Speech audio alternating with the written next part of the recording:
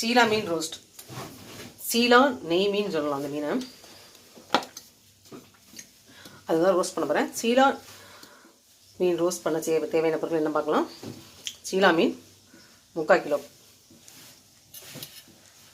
உப்பு தேவையான அளவு,